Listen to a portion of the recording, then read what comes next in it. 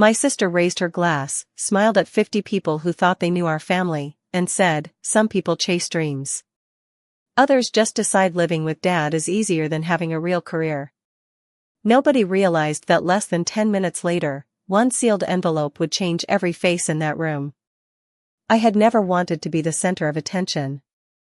If anything, I had spent most of my adult life trying to disappear quietly into the background, believing that peace was worth more than recognition. That afternoon was supposed to be about my father's 75th birthday, not about me. The backyard of his restored farmhouse looked exactly the way he loved it, with long wooden tables covered in blue linen, strings of warm lights hanging between old oak trees, and neighbors laughing over homemade barbecue while children chased one another across the freshly cut lawn. My father, Joseph Lee, sat comfortably in a handcrafted rocking chair near the patio, smiling more than I had seen him smile in years. Among the invited guests was Jackson Phillips, Dad's longtime care coordinator. Dad had personally asked him to attend and bring a sealed envelope, though neither Nova nor I knew why. His health had improved enough for him to enjoy a celebration surrounded by family, and seeing that smile made every difficult decision I had made over the last 8 years feel worthwhile. My older sister, Nova, however, had a very different idea of what the afternoon should become.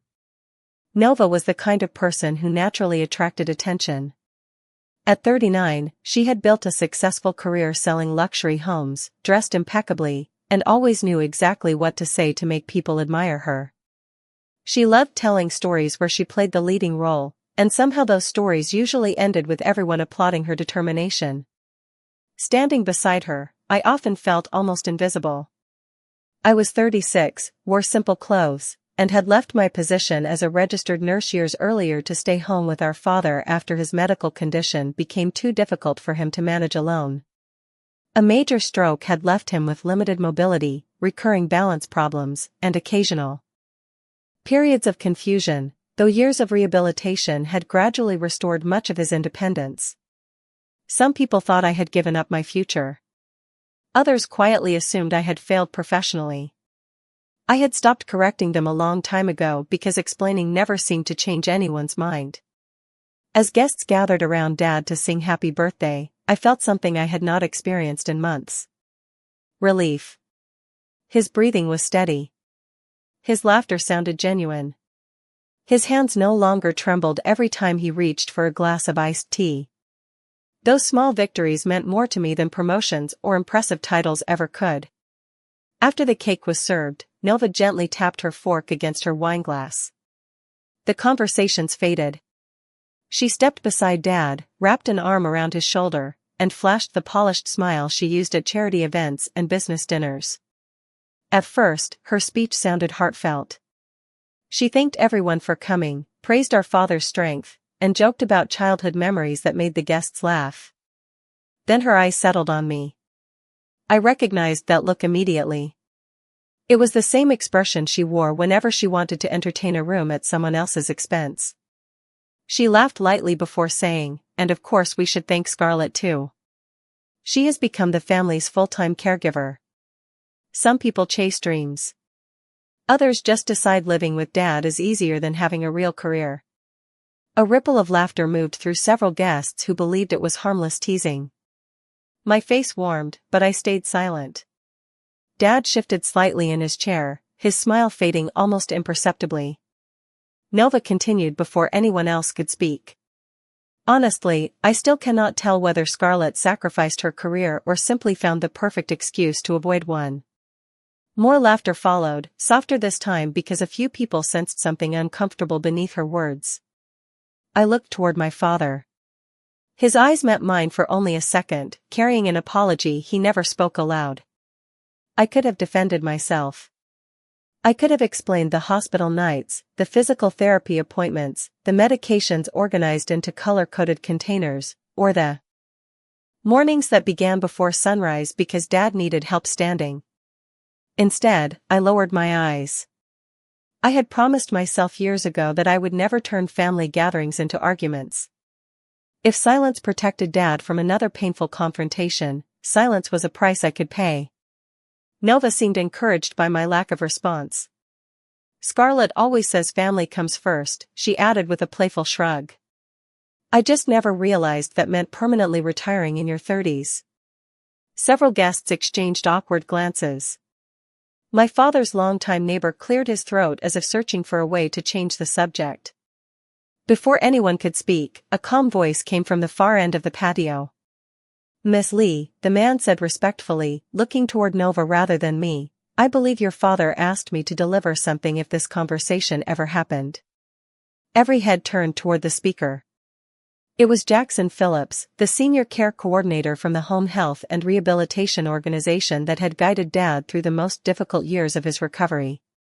In one hand he held a neatly sealed cream-colored envelope with Joseph Lee's signature written across the front.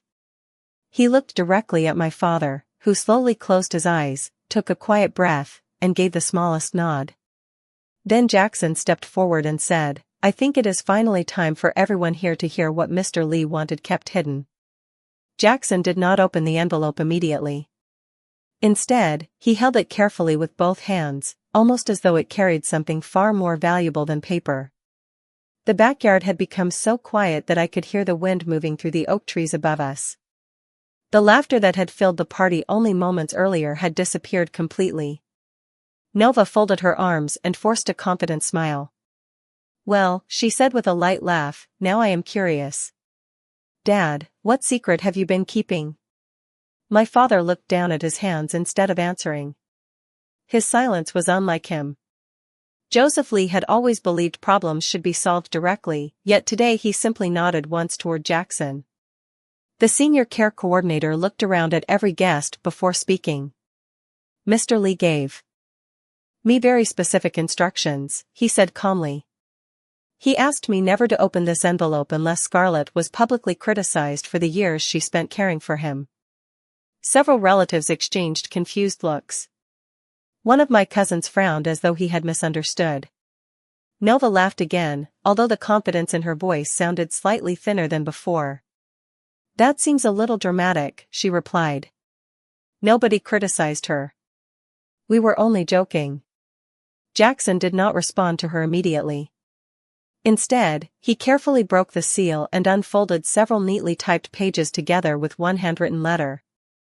Before I continue, he said, I would like everyone to understand something. During the last 8 years, I personally coordinated more than 200 home visits and attended many of them myself. I saw many things that most people in this yard never witnessed. I felt my stomach tighten. I had never wanted anyone discussing those years publicly. Caring for my father had never been about earning praise. It had simply become part of my life, one ordinary day after another. The difficult mornings, the medication schedules, the endless doctor appointments, the quiet evenings when he struggled to sleep because of pain had all blended together until they no longer felt extraordinary. They were simply what family did. Jackson glanced toward me with kindness before lowering his eyes back to the pages. Mr. Lee wrote these words himself, he said. If you are hearing this letter, then someone has mistaken Scarlett's silence for weakness. That is my responsibility because I asked her to remain silent. I believed protecting our family's dignity mattered more than protecting her reputation. I immediately shook my head. Jackson, I said quietly, please do not. He looked at me with genuine sympathy. Scarlett, he answered softly, your father knew you would say that. He also knew you would never defend yourself. My father slowly reached across the small table beside him and rested one weathered hand over mine. His grip was weaker than it had once been, but the warmth was unmistakable. He did not speak. He simply squeezed my hand once before letting it go. I could feel tears threatening, but I refused to let them fall in front of everyone. Across the yard, Nova shifted uncomfortably.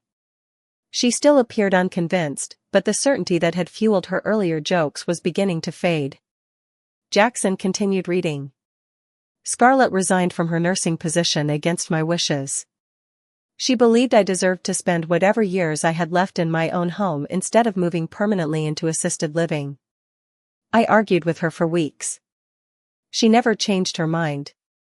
A murmur spread quietly among the guests. My former supervisor, who had come because she remained close to our family, lowered her head. She knew exactly how difficult that decision had been. I remembered the day I had walked into the hospital administrator's office carrying my resignation letter. I had loved my work. Nursing had never felt like a job to me. It had been a calling. Yet every specialist we met had explained that my father needed someone he trusted every single day. Hiring rotating caregivers was possible, but he became anxious around unfamiliar faces. After months of trying every available option, I had made my choice. I had never regretted it, although there were nights when I quietly wondered what my career might have become. Jackson reached another page. Mr. Lee also requested that I verify the following statement personally. Scarlett never accepted personal wages for providing daily care. She used every medical and equipment benefit Joseph qualified for, but whenever a program offered to pay her personally, she redirected the coordinator toward families with no other source of support. A woman near the dessert table covered her mouth in surprise. Someone whispered, "She never accepted anything?" Before Jackson could answer, Nova quickly stepped forward. "Hold on," she interrupted. "Nobody is questioning that Scarlett helped Dad. We all appreciate that. But lots of families take care of aging parents. That does not make someone extraordinary." Her words sounded reasonable on the surface, and for a brief moment I feared the conversation would end exactly where it had begun. Jackson simply nodded. "You are correct," he replied. "Many families make extraordinary sacrifices every day without expecting applause." He carefully lifted another document from inside the envelope. "That is why Mr. Lee asked me to bring something else." He unfolded a second sheet that looked nothing like a personal letter. It carried the official letterhead of the Community Rehabilitation Foundation and several attached signatures. Even from where I stood, I recognized it immediately. My heart nearly stopped. I had not seen that document in years, and I had believed the commendation had been archived privately and would never become part of a family gathering. Jackson looked directly at Nova before saying, "This is not merely a thank you letter. It is a caregiver commendation signed by every member of Joseph's rehabilitation team, documenting what they personally observed over 8 years." The entire backyard fell silent once again, but Jackson had not yet begun reading the report, and judging from the expression slowly spreading across Nova's face, she had just realized this envelope contained far more than anyone had imagined. Jackson lowered his eyes to the report for a moment before speaking again, and the seriousness in his expression immediately told everyone this was no ceremonial recognition created to make anyone feel better. "The review board prepared this document after Mr. Lee completed his recovery program," he said. "It was prepared as a private caregiver commendation for Joseph's family and contained no confidential medical details. Mr. Lee requested that it remain confidential unless Scarlett's years of sacrifice were ever dismissed or ridiculed." The paper rustled softly in the afternoon breeze as every conversation in the yard disappeared. Even the children who had been chasing one another across the lawn seemed to sense the sudden change in the atmosphere. Jackson began reading slowly. During 8 consecutive years, Scarlett Lee attended every scheduled consultation without exception. She maintained medication records with greater consistency than most professional home care providers. She personally transported Mr. Lee to more than 400 medical appointments across 3 counties. She completed advanced caregiver training voluntarily despite no longer being employed by any medical institution. I wished the ground would open beneath my feet. None of this was meant to become public. I had never kept track of those years because I expected anyone to count them. I had simply lived them one day at a time. Wake up before sunrise. Prepare breakfast that matched my father's dietary restrictions. Organize medications. Check blood pressure. Drive to specialists. Fill prescriptions. Return home. Help him exercise. Repeat the next morning. Life had slowly become measured by calendars filled with appointments rather than holidays or weekends. Jackson continued reading. Several members of our nursing staff repeatedly recommended financial caregiver assistance through state and nonprofit programs. Miss Lee declined every available stipend, explaining that accepting payment would make caring for her father feel transactional instead of personal. I noticed several guests looking toward me with expressions completely different from those they had worn earlier. Their curiosity had quietly turned into disbelief. One of my father's oldest friends removed his baseball cap and held it against his chest. Another neighbor stared at the ground as though replaying every casual conversation we had shared over the years. None of them had known. That had been exactly how I wanted it. Then Jackson paused. He carefully reached into the folder again and unfolded another page that had obviously been attached later. There is one more statement from the review board, he said. This section was added after an incident that occurred during Mr. Lee's rehabilitation. My heart sank immediately. I knew which incident he meant. I had hoped it would never leave the confidential file. Jackson read carefully. Following an unexpected winter power outage that lasted more than 14 hours, Miss Lee consulted the emergency medical team before deciding that immediate relocation would create greater risk because Mr. Lee became severely disoriented outside familiar surroundings. She activated the home emergency plan, used approved backup equipment and warming measures, monitored him throughout the night, and remained in scheduled contact with medical staff. Reviewers later concluded that her careful judgment prevented an unnecessary hospitalization without compromising his safety. A quiet gasp moved across the yard. That night came rushing back into my memory with startling clarity. Snow had covered every road. The furnace had stopped working shortly after sunset. The backup batteries for his mobility and monitoring equipment had limited capacity, and I spent the entire night checking every reading by flashlight while talking with an emergency nurse over the phone every 30 minutes. It had been exhausting, but I never considered it extraordinary because my father needed someone beside him. Jackson slowly lowered the page. The board unanimously agreed that Miss Lee demonstrated professional competence, emotional resilience, and personal dedication far beyond what could reasonably be expected from an unpaid family caregiver. For several long seconds, nobody spoke. Even Nova seemed unable to find words. She looked toward our father, almost searching for confirmation that Jackson was exaggerating. Instead, Dad quietly nodded. His eyes never left mine. There was pride there, but also regret. Regret that these words had to be spoken under circumstances he had never wanted. Nova finally cleared her throat. "Scarlett, why did you never tell anyone?" she asked. Her voice carried confusion more than accusation now. I answered honestly. "Because it was never supposed to be about me." She frowned. "You could have defended yourself years ago." I smiled sadly. "Would it have changed anything?" She opened her mouth but found no answer. That silence lingered heavily over everyone present. Jackson carefully gathered the papers together before speaking once more. "There is something else Mr. Lee wanted included today." I looked at him, surprised. I had believed the report ended there. My father slowly leaned back in his chair, closed his eyes briefly, and exhaled as though preparing himself for something even more difficult. Jackson reached inside the envelope one final time and removed a folded sheet that was noticeably older than the others. The edges had faded with age, and the paper itself carried handwritten notes instead of typed paragraphs. "This document," Daniel explained quietly, "has nothing to do with Dad's rehabilitation care. Mr. Carter placed it in my custody almost 6 years ago with instructions that it only be revealed if today's situation ever occurred." Nova looked genuinely unsettled now.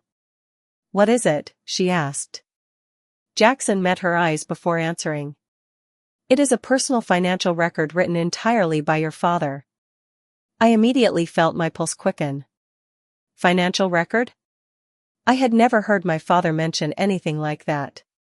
Jackson unfolded the paper slowly and glanced toward Dad one last time. My father gave another silent nod. Jackson drew a careful breath before saying, "I think everyone here deserves to understand where this family's greatest sacrifices actually came from," and as he turned the page toward himself, I caught the first handwritten line across the top that simply read, "Money Scarlett never wanted anyone to know she spent." Jackson held the handwritten ledger with extraordinary care, as though he understood it represented far more than a collection of numbers. "Your father kept this himself," he said quietly. "Every entry was written by hand because he wanted an honest record of sacrifices that were never supposed to become public." My chest tightened immediately. I had never seen that notebook before. Dad had always handled his own paperwork whenever his health allowed it, insisting that maintaining small routines reminded him he still had control over his life. I had respected that boundary without asking questions. Jackson adjusted his glasses and began reading the first entry. March 14th. Scarlett paid the property taxes after discovering I was 3 weeks away from receiving a delinquency notice. She refused reimbursement. My eyes immediately turned toward my father. He lowered his head without saying a word. I remembered that afternoon clearly. The county had mailed the notice while Dad was recovering from another lengthy medical appointment, and I had quietly paid the bill online before he returned home because I knew how embarrassed he would feel. I never imagined he had written it down. Jackson. Continued. June 3rd. Air conditioning failed during a severe heat wave. Scarlett replaced the entire unit using money from her retirement savings because she said my health could not wait until insurance finished processing. A few relatives slowly looked toward the old farmhouse. Most of them had admired how comfortable the house always felt during summer visits. None of them knew why the new system had appeared so suddenly. Nova blinked several times. "Dad," she asked carefully, "why would Scarlett use her retirement money for that?" My father answered softly for the first time since Jackson began reading. "Because I told her I would rather sell the house than let her spend that kind of money." He paused before adding, "She ignored me." A faint smile crossed my face despite everything happening around us. "The doctor had warned us that extreme heat could make your recovery much harder," I said quietly. Waiting was not really an option. Dad nodded once, his eyes beginning to glisten. Jackson turned another page. September 19th. Scarlett replaced the wheelchair-accessible bathroom without telling anyone. Contractor offered financing. She paid in full instead. My cousin Matthew looked genuinely stunned. "That renovation cost a fortune," he whispered. I remember Dad saying insurance covered everything. My father slowly shook his head. "Insurance covered very little," he admitted. "Scarlett asked me not to tell anyone where the rest came from." I could almost feel every pair of eyes settling on me, making me increasingly uncomfortable. Recognition had never been my goal. If anything, I wished Jackson would stop reading before everyone began treating me like someone extraordinary. I had simply responded to one problem after another because my father needed help. That was all. Then Jackson reached the center of the ledger and quietly stopped. His expression changed. The warmth in his voice disappeared, replaced by careful professionalism. "The remaining entries become significantly more personal," he explained. "Mr. Lee specifically instructed me not to skip them because he believed they explained why Scarlett never corrected anyone's assumptions." My heartbeat quickened. I suddenly remembered one conversation Dad and I had shared years earlier while sitting on the back porch after one of his physical therapy sessions.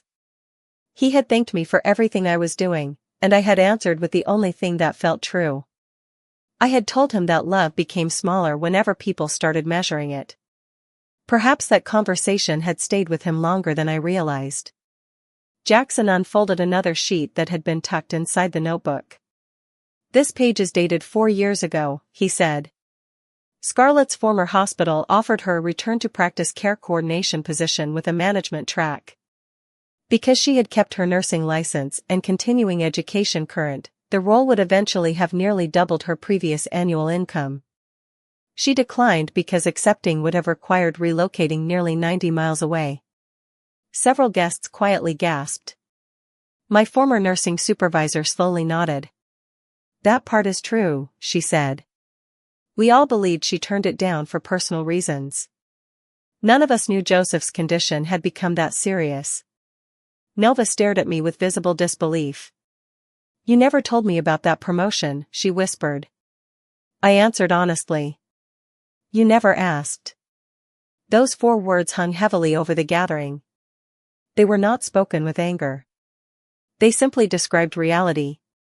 For years, our conversations had revolved around quick holiday visits, birthdays, and occasional phone calls. We rarely spoke about the ordinary details of our daily lives.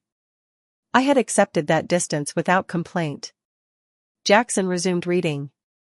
Scarlett sold her engagement ring after ending a relationship that could not survive the responsibilities of caregiving. She deposited every dollar into the household medical account before I could stop her. My breath caught immediately. I had completely forgotten that Dad knew where the money had come from. I had told him only that I had found another way to cover the upcoming treatment expenses. Across the yard, several people lowered their eyes respectfully. Nobody seemed interested in gossip anymore. Instead, they looked at me with quiet compassion. Nova appeared shaken in a way I had never seen before.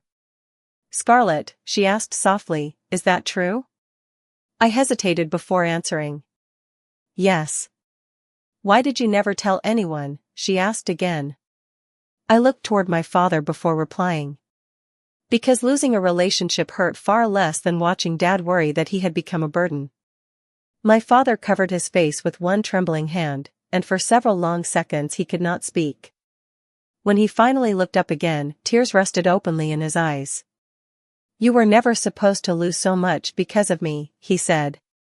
Before I could answer, Jackson gently closed the ledger. "There is only 1 page left," he announced. "Mr. Lee told me this final page explains something that nobody in this family has ever understood correctly." He slowly reached into the back cover and removed a folded work exchange agreement secured beneath an elastic band. Unlike every previous document, it carried both Scarlett's signature and the equipment supplier's. As Jackson unfolded it, my father's expression changed completely. It was no longer sadness. It was apprehension. He whispered almost to himself, "I hoped she would never have to see that page," and for the first time all afternoon, I realized there was still one sacrifice I had pushed so far into the past that I rarely allowed myself to think about it.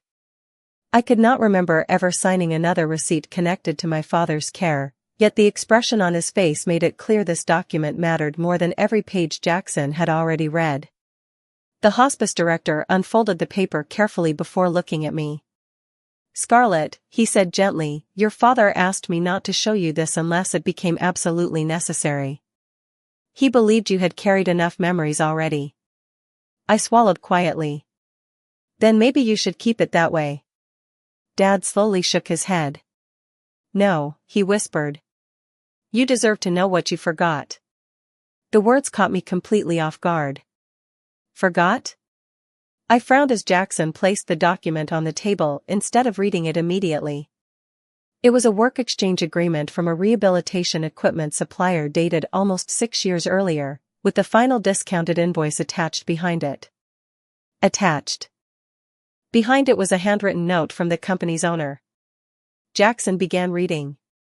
"To Miss Scarlett Lee. We agreed never to discuss this publicly because that was your wish. However, your determination deserves to be remembered.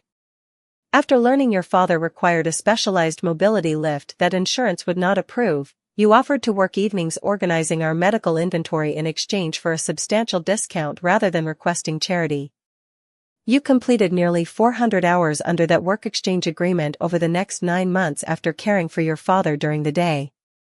We have never forgotten your integrity." I stared at the page in disbelief. Then the details of those exhausted months sharpened in my mind. I remembered those evenings now. After helping Dad settle into bed, I had driven 25 minutes across town to the supplier's warehouse. I sorted equipment, organized storage shelves, updated inventory records, and cleaned returned medical devices until nearly midnight before driving home to repeat the routine again the following morning. I had not thought about those months and years because exhaustion had blurred them into one long season. I quietly laughed to myself, not from amusement but from disbelief that I had spent years treating such an exhausting chapter as though it had been ordinary. Dad smiled sadly. You always told me it was only temporary, he said. You never let me see how tired you really were. I looked at him and answered honestly. Because seeing you recover made every late night feel worthwhile. Around us, the silence became almost overwhelming. No one appeared interested in food anymore. Plates remained untouched on the tables while guests listened without moving. Even Nova seemed unable to hide the shock spreading across her face. She slowly sat down in one of the folding chairs, her confident posture completely gone. Jackson turned the page over, revealing another handwritten paragraph from my father. The greatest misunderstanding about Scarlett is not that people underestimated her sacrifices. It is that she intentionally allowed them to do so because she believed protecting someone else's dignity mattered more than protecting her own reputation. My chest tightened again. Dad had understood me better than I had realized. Years earlier, I had consciously decided never to defend myself against assumptions because correcting every misunderstanding felt exhausting. If someone believed I had wasted my education, I let them believe it. If relatives assumed Nova contributed more because her career was more visible, I never argued. I convinced myself that peace inside the family mattered more than being understood. But standing there now, surrounded by people quietly absorbing the truth, I began questioning whether my silence had actually protected anyone at all. Perhaps it had only allowed false stories to grow stronger with every passing year. That realization settled heavily in my heart. It was painful, yet strangely freeing. Nova finally spoke, her voice barely above a whisper. Scarlett, all those years, every time I joked that you had the easiest life in the family. She stopped speaking because the sentence refused to continue. I looked at her calmly. You believed what you saw, I answered. I never gave you another version. She lowered her eyes immediately. Jackson carefully gathered the documents into a neat stack before reaching into his briefcase once more. Mr. Lee anticipated that today might raise another question, he explained. People may wonder why Scarlett handled so many expenses despite no longer earning a hospital salary. I felt another wave of surprise. There was more? Jackson removed a sealed envelope that looked much newer than the others. This envelope contains copies of household funding statements Scarlett voluntarily provided to Joseph when they prepared his long-term care budget. Her former financial advisor certified only the totals at Scarlett's written request years ago. No unrelated account information is included. I immediately recognized the envelope. At least, I recognized the handwriting on the front. It belonged to Michael Reynolds, the financial planner I had consulted after leaving nursing. I had not spoken with him in nearly 3 years. Jackson opened the envelope and unfolded several official statements.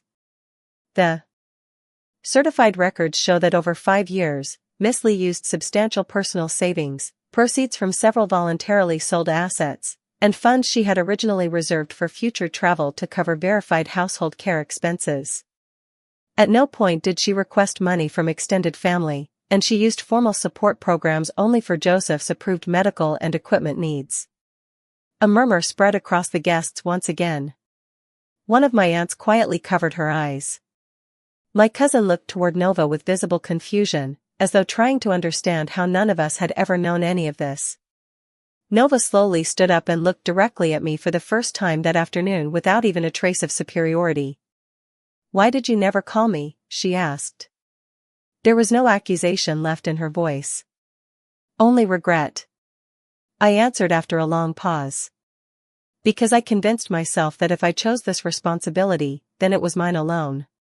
Dad closed his eyes, clearly struggling with emotion. Jackson carefully placed the financial statements back inside the envelope before speaking one final sentence. There is still one document remaining, he said quietly. Unlike everything else you have heard today, this one has nothing to do with money or caregiving. It explains why Joseph Lee insisted that these records stay hidden until this exact moment. He reached into the very bottom of his briefcase and withdrew a thin handwritten journal page bearing my father's unmistakable signature across the top, and before unfolding it, he looked directly at Nova and said, I believe this letter will change the way you remember your entire family. Jackson unfolded the final handwritten page with remarkable care, and before reading a single word he looked toward my father as though giving him one last opportunity to stop the moment. Dad slowly shook his head.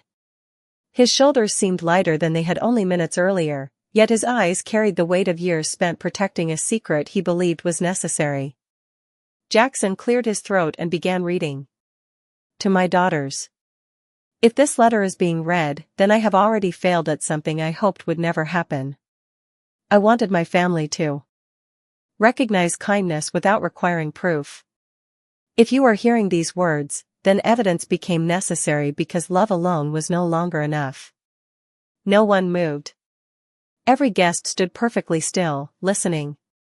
Jackson continued. Scarlett did not remain silent because she feared confrontation. She remained silent because I asked her to.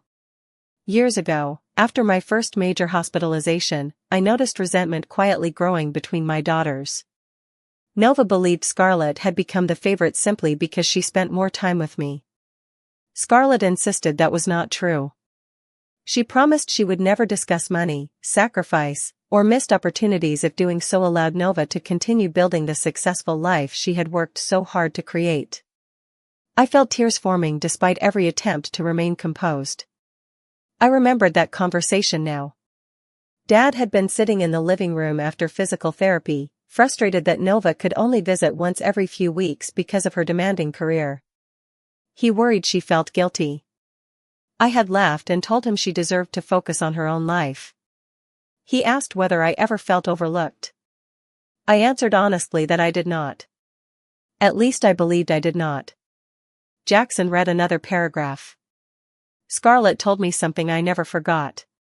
She said that if one daughter could carry my daily needs while the other carried the family's future in different ways, then comparing those sacrifices would only create unnecessary pain.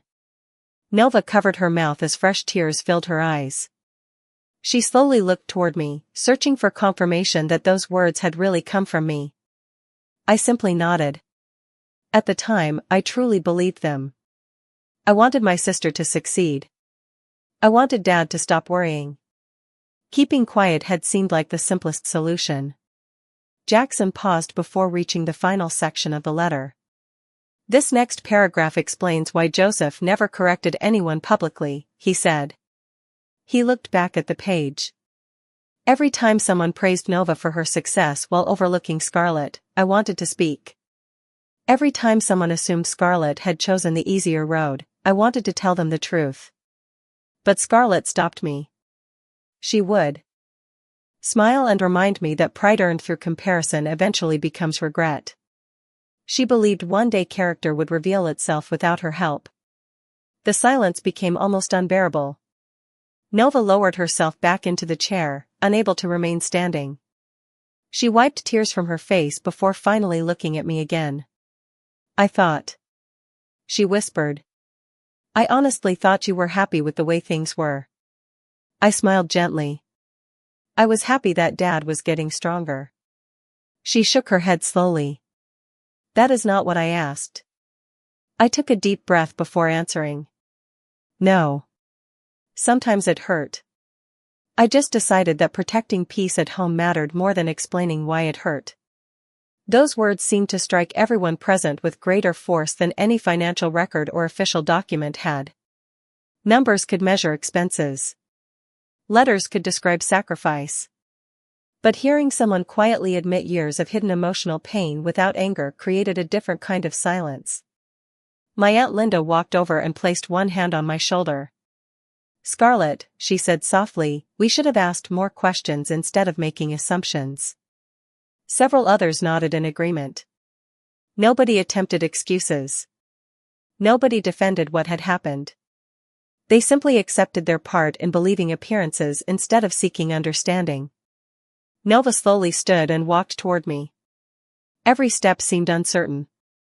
For the first time in years, she looked less like the confident businesswoman everyone admired and more like the older sister who had once shared a bedroom with me when we were children. She stopped only a few feet away. I cannot change everything I said, she admitted. I cannot pretend today never happened. She looked down before continuing. But I need you to know something. I never realized that every joke I made became another reason for everyone else to believe the same story. I nodded quietly. I know. She looked surprised by my answer. You know? Yes, I replied. That is why I never argued. I understood you believed your version was true. Dad slowly rose from his chair with visible effort. Instinctively I stepped forward to help him, but he gently raised one hand, asking me to let him stand on his own. The entire family watched as he walked toward both of us. His movements were slower than before his illness, yet they carried quiet determination. He placed one hand on Nova's shoulder and the other on mine. I made mistakes too, he said. I believed keeping peace meant hiding truth. I understand now that silence can sometimes become another form of dishonesty. No one interrupted him. His words settled deeply over the gathering. Jackson quietly returned every document to the envelope, believing his responsibility had ended. I assumed the afternoon was finally drawing to a close. Before anything further was discussed, Dad thanked the remaining neighbors and family friends, explaining that the next matter was private. Most guests quietly moved toward the front lawn or began saying their goodbyes, leaving only immediate family, Jackson, Aunt Linda, and 2 relatives Dad had asked to remain as witnesses. Then my father's attorney, who had remained respectfully silent near the back of the yard throughout the entire reading, stepped forward carrying a slim leather portfolio I had not noticed before. He waited until everyone looked his way before speaking. Joseph, he asked gently, after everything that has been shared today, are you certain you would like me to continue? My father answered without hesitation. Yes. The attorney slowly opened the portfolio and removed a single notarized document. Then I believe, he said calmly, your family should also hear the decision you made 6 months ago regarding everything that remains after you are gone. Nova and I looked at each other at exactly the same moment, neither of us having any idea that another surprise had been waiting quietly beside us all afternoon. I looked from my father to the attorney, trying to understand why he had chosen this moment to reveal something that sounded as important as a will. Joseph Lee noticed the confusion on both of our faces and gave us a reassuring smile. Do not worry, he said gently. I am not planning to leave anytime soon. I only wanted to make certain that the decisions I made while I was healthy enough to think clearly could never become another source of misunderstanding. The attorney nodded respectfully before opening the notarized document. Mr. Lee revised his estate plan 6 months ago, he explained. He specifically instructed me that this document should only be discussed after his personal letter had been read in full. Every guest remained silent. No one seemed interested in leaving anymore. The birthday celebration had quietly transformed into something much deeper than anyone had expected. The attorney adjusted his glasses and continued. Contrary to what some family members may assume, this document is not about rewarding one daughter more than the other. Nova lowered her eyes immediately, clearly recognizing the implication.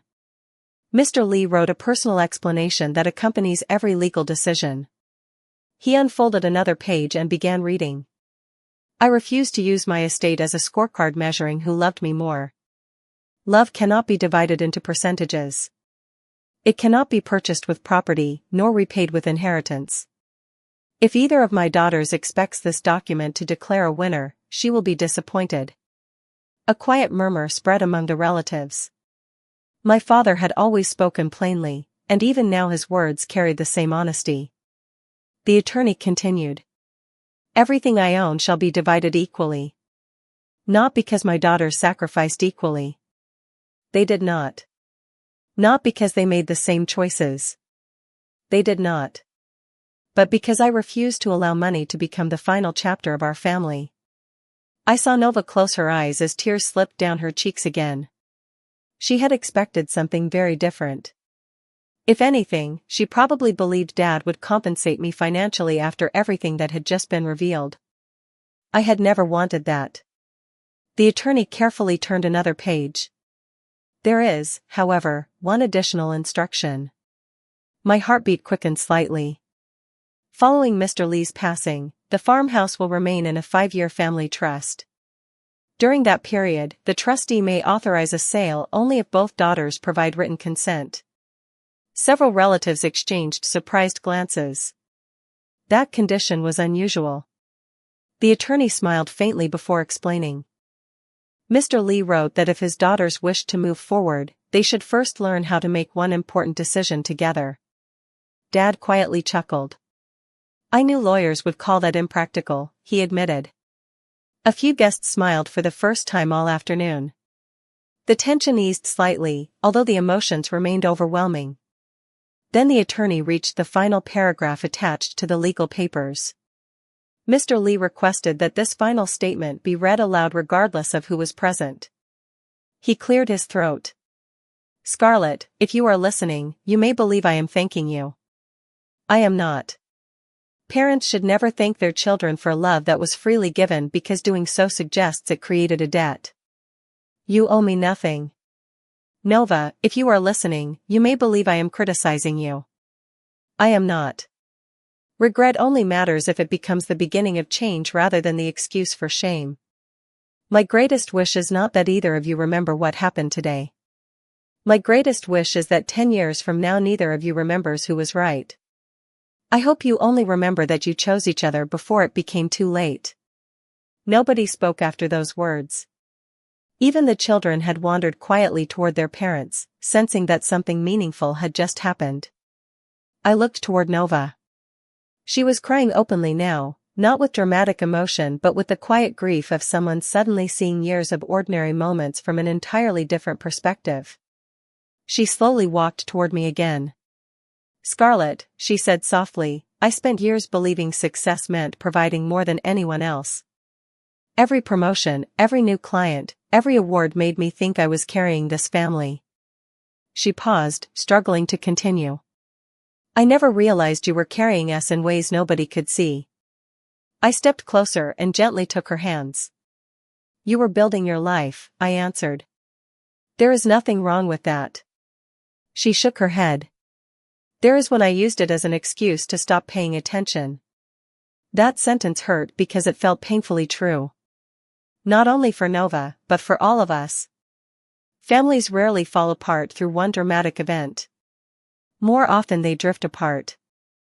Because ordinary conversations become less frequent, assumptions replace curiosity, and pride quietly fills the spaces where honesty should have lived. Dad smiled as he watched us standing together. For the first time all afternoon, his shoulders relaxed completely. Jackson quietly packed away the letters, financial records, and reports that had transformed everyone's understanding of the past 8 years. It seemed the long afternoon had finally reached its natural conclusion. Guests slowly began speaking again, though their conversations sounded gentler than before. Several relatives approached me individually, offering sincere apologies without trying to justify themselves. Others embraced my father before preparing to leave. As the sun dipped lower behind the oak trees, the backyard slowly emptied until only our immediate family, Jackson, and the attorney remained. I believed the emotional storm had finally passed. Then Nova surprised everyone. She walked toward the dining table where dozens of unopened birthday gifts still sat in colorful wrapping paper. Without saying a word, she reached into her designer handbag, removed a thick envelope, and placed it directly in front of me. I brought this today, she said quietly. I planned to give it to Dad after everyone left because I thought it represented the biggest contribution anyone had made to this family. I looked at the sealed envelope without touching it. What is it? I asked. Nova managed a faint, bittersweet smile. Before Jackson read those letters, I believed it was the most generous thing I had ever done. She gently slid the envelope across the table toward me. Now I am not even sure I deserve to open it myself. Dad looked at the envelope, then slowly looked back at Nova with unmistakable surprise. You never told me about this, he said. Nova quietly shook her head. Because I wanted it to be a surprise. She turned toward me once more before adding the words that immediately filled the yard with a new kind of suspense. Scarlett, everything you heard today changed what this envelope means, and before anyone opens it, there is something about it that neither you nor Dad knows. Nova rested both hands on the envelope for a long moment before finally sliding it toward our father instead of me. "Dad," she said quietly, "this was supposed to be my birthday surprise for you. I planned everything months ago, and until today I believed it would prove that I finally deserved your respect." Joseph looked confused as he carefully opened the envelope. Inside were architectural drawings, purchase agreements, and several professionally prepared financial documents. He slowly unfolded the first page while Jackson and the attorney stepped back to give our family a moment of privacy. "What is all this?" Dad asked. Nova managed a small smile through tired eyes. "I found the empty lot next to your woodworking shop 6 months ago. I bought it." Dad looked up in complete surprise. "You bought the property?" She nodded. "I wanted to build a community woodworking center there in your name after you retired. A place where veterans, teenagers, and anyone who wanted to learn woodworking could take free classes. I thought it would become your legacy." I stared at her, genuinely speechless. The detailed blueprints showed classrooms, workshop areas, accessible entrances, and even a small garden designed for visitors. Everything had been carefully planned. Dad slowly turned another page, studying every drawing. "Nova," he whispered, "this must have cost a fortune." She shrugged softly.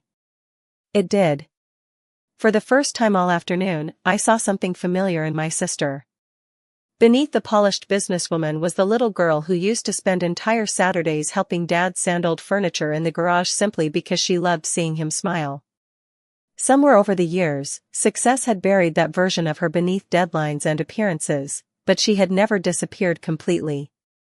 Dad reached across the table and gently held Nova's hand. "Why did you never tell me?" he asked.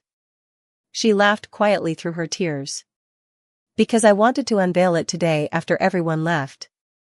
I imagined giving you the keys and watching you realize that your daughters had both built something meaningful." She looked toward me before continuing. "Only now I understand I was measuring love with projects, while Scarlett measured it with ordinary days." I immediately shook my head. "Do not do that," I said gently. She frowned. "Do not do what?" "Do not diminish what you planned because you learned something about me today. This is beautiful, Nova." She looked genuinely surprised. "You really think so?" I smiled. Dad spent his entire life teaching people to build things with their hands. You wanted to give him a place where that could continue. That came from love too. Those words seemed to release something she had been carrying for years. She quietly wiped away another tear before looking at our father again. "I kept thinking I had to compete with Scarlett somehow," she admitted. "Every time someone praised her kindness, I believed I needed another achievement to matter. I did not realize we were never in the same competition." Dad slowly folded the blueprints and looked at both of us. "You never were," he said softly. "I made the mistake of believing that if I loved both of you equally, you would automatically understand it. Love still has to be spoken." His words settled over us with quiet clarity. Jackson smiled to himself while packing the final documents into his briefcase. Even the attorney, who had spent decades handling difficult family matters, seemed visibly moved. A few relatives who had remained behind quietly approached the table. My Aunt Linda looked at Nova. "You planned all of this by yourself?" Nova nodded. "I spent almost a year working with architects after business hours. Matthew, my cousin, studied the drawings. This would become one of the nicest community workshops in the county." Nova gave a modest shrug. "That was the hope." Suddenly I understood something that had never occurred to me before. For years I had quietly assumed Nova cared more about appearances than people. That assumption had become as unfair as the assumptions others had made about me. She had simply chosen a different language for expressing love. Mine had been time. Hers had been opportunity. Neither erased the other. The realization left me feeling unexpectedly peaceful. As the afternoon sunlight softened into early evening, Dad asked everyone to remain seated for one last conversation. There were no speeches left to read and no documents left to reveal. Only honesty remained. He looked at me first. Scarlett, if I had another chance, I would never allow you to carry so much without letting others see it. Then he turned toward Nova. And if I had another chance with you, I would ask more questions instead of assuming confidence meant you needed less guidance. Nova reached across the table and gently took my hand. This time there was no hesitation. I cannot erase 8 years, she said. But I can change tomorrow. Neither of us pretended one afternoon could repair everything, but for the first time, we were willing to begin without keeping score. I squeezed her hand gently. Tomorrow is all any of us ever get. We sat together for several quiet minutes, watching the last guests leave the driveway. The birthday decorations fluttered gently in the evening breeze, looking strangely peaceful after everything that had unfolded. It felt as though our family had finally stopped carrying invisible weight. Then Nova looked toward the architectural plans again before turning back to me. There is something I want to ask, she said. Not today. Not because I feel guilty. But because I finally understand what Dad wanted. I raised an eyebrow curiously. She smiled with cautious hope. The community center should not carry only Dad's name. I immediately shook my head. Absolutely not. She laughed softly. You have not even heard my idea yet. Dad leaned back in his chair, clearly interested. Nova carefully rolled the blueprints back together before saying, there is one change I want the architects to make before construction begins, and whether this place becomes our father's greatest legacy or something even more meaningful depends entirely on the answer Scarlett gives me when we meet again next week. I returned home the following week with no expectations beyond sharing coffee with my father and hearing whatever idea Nova had been carrying since his birthday. The emotional weight of that afternoon had settled into something quieter over the days that followed. Our relatives had reached out one by one, not with dramatic apologies, but with simple conversations that should have happened years earlier. Some asked about Dad's recovery. Others wanted to know how they could help instead of assuming everything was under control. It was not a perfect ending, but it felt like an honest beginning. When I walked into the farmhouse that Saturday morning, the dining room table was covered with updated architectural drawings. Nova looked up and smiled, a little uncertain but far more genuine than I had seen in years. Dad sat nearby with a cup of coffee, watching both of us with quiet contentment. I promised I wanted to change one thing, Nova said as she unrolled the new blueprints. She pointed to the front entrance where the original design had displayed a large stone sign carrying only our father's name. That drawing was gone. In its place was a new design showing a modest wooden plaque surrounded by oak trees. I leaned closer and read the words carefully. The Lee Family Workshop.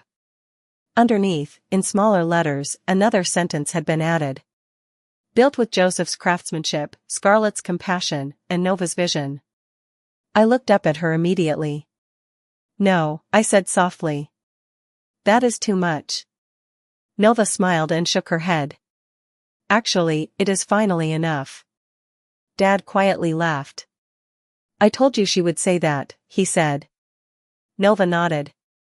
Jackson warned me too. She folded her hands together before continuing.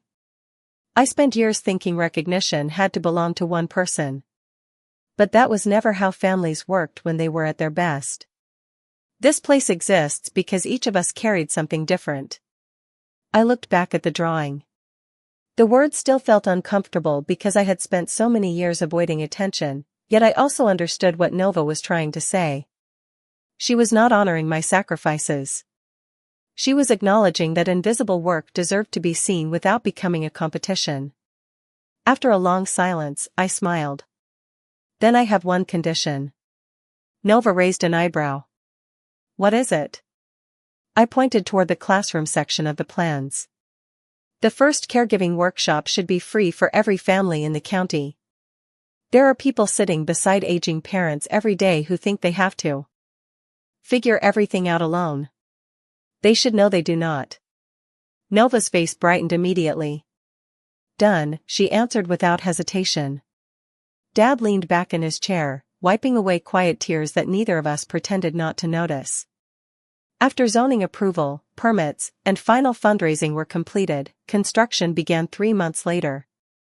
The community embraced the project almost immediately. Local businesses donated lumber and tools. Retired carpenters volunteered to teach weekend classes.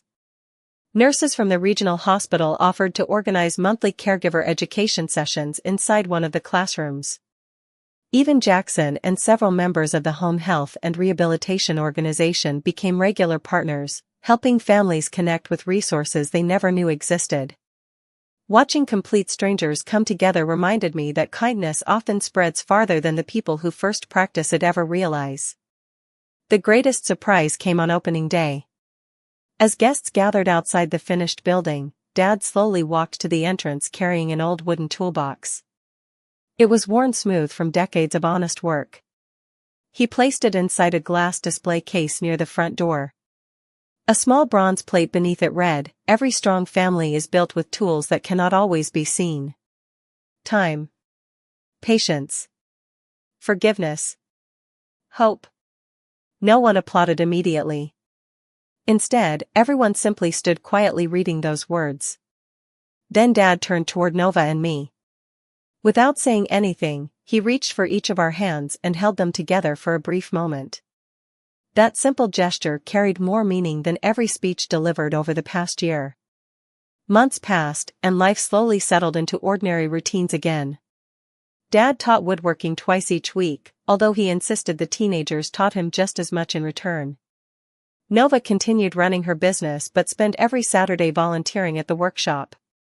After completing a clinical refresher program and renewing every required credential, I returned to nursing part-time while continuing the caregiving classes we had started together.